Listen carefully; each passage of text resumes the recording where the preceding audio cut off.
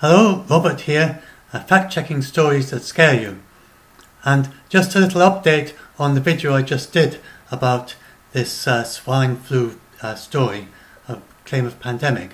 So this is an expert who's commenting on one of the ones I follow, and and someone just pointed out that she's done this debunk of it. So I'll go through what she says just very quickly. So, first of all, the flu viruses, she explains about flu viruses being segmented, which I also said, and the pigs are a good place to mix up those segments.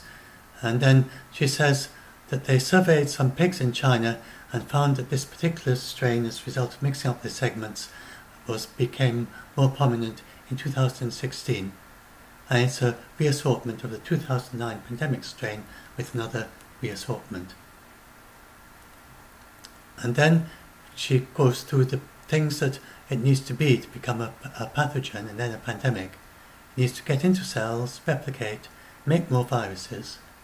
It's no good if it can't do that. Transmit to another host and then cause some disease once it gets there.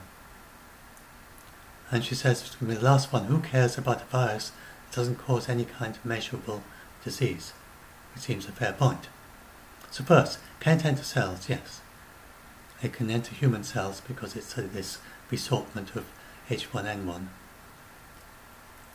And it uses a mechanism which is quite effective, whereas avian flu isn't so effective at getting in because the less of the cells that the avian flus can infect in a human respiratory tract. And then, can it replicate? Yes, it can. So they found that. Can it transmit to a new host? Well, it can in ferrets. So that seems possible.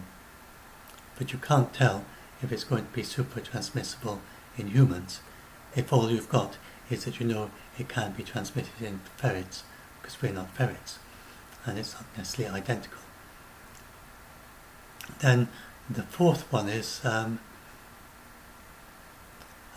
what happens. So it can. So then the fifth one was what happens when it gets there, and about 10% of the workers had antibodies to the virus, though it was only 35 out of 338 workers, so not a big sample.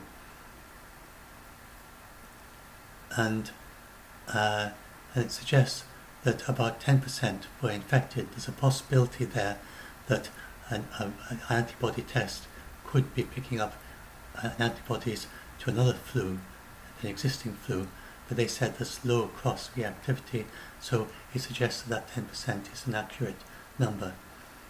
So if you got this far, then you get to the last point.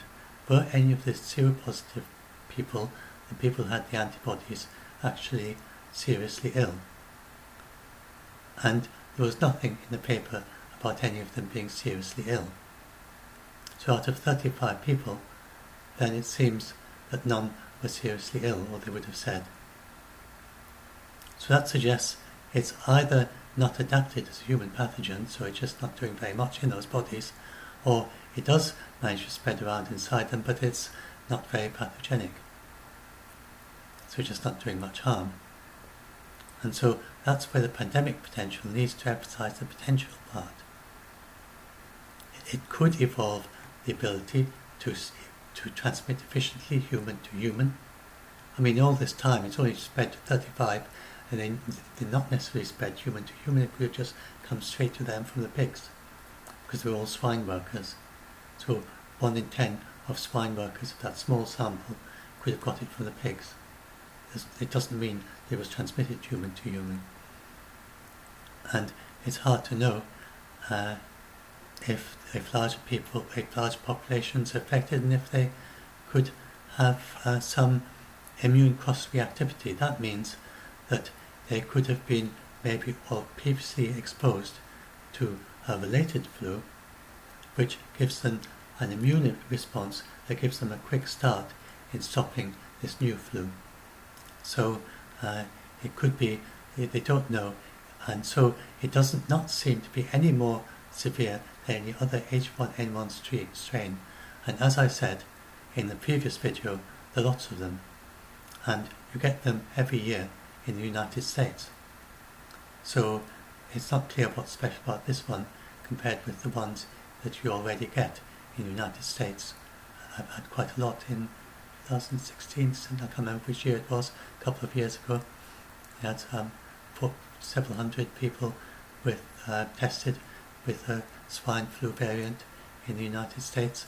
It didn't come to anything because they don't normally, and they infect young people, they don't normally spread very far. So she goes on to say, we need to keep an eye on it, but we should not focus on any one virus exclusively. Why focus on China instead of the ones in the United States, for instance? And we know how to make an effective flu vaccines. I said that before. So we could do some basic experiments to see how well a vaccine for this virus works, and off you go and you've got a vaccine. So it's much less serious than COVID-19 because we don't have any coronavirus vaccines for any coronavirus. Whereas the flus, they have got this reassortment, it's a reassortment of previous flus. So vaccines for the previous flus, and chances are that you can use one of those to detect this one and stop it. So we can step up surveillance to see if it appears that it's increasingly adapting to human hosts, or if it's associated with any cases of severe disease, and study it to see what in the way it is actually the actual sequence of it, and see if there's anything that's associated with could increase its ability to infect and transmit, or could make it able to cause an actual disease. So we should do all this, which the authors of the paper suggest. What we should not do is to freak out and expect another flu pandemic. We should be prepared for another flu pandemic, which will come, maybe it could come this fall. It could not come for another few years. The last one was over a decade ago, so we don't know. One may come. We need to be prepared for a flu pandemic. But a flu pandemic is much easier to deal with than something like COVID-19. And then she has some quibbles about the paper. It was submitted to PNAS News by the contributor track, and this has been responsible for some pretty bad coronavirus papers. So it's not as rigorous as a standard peer review.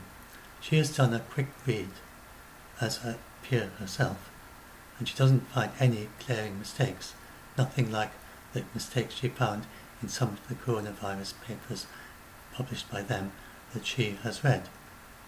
But she should keep in mind that this paper was amongst the minority of papers published in this journal, and it was submitted by a senior author who was a very well-respected virologist who chose the reviewers.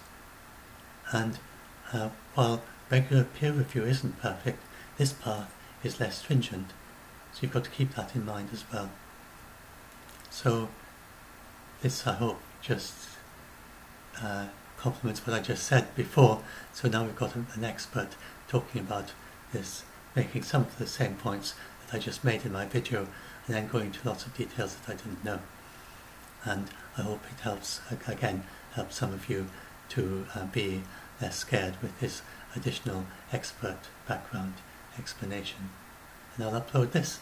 And if you join the Doomsday Debunker, if you get scared of these things, we welcome debunkers who do fact-checking of the sort that I'm just doing just now.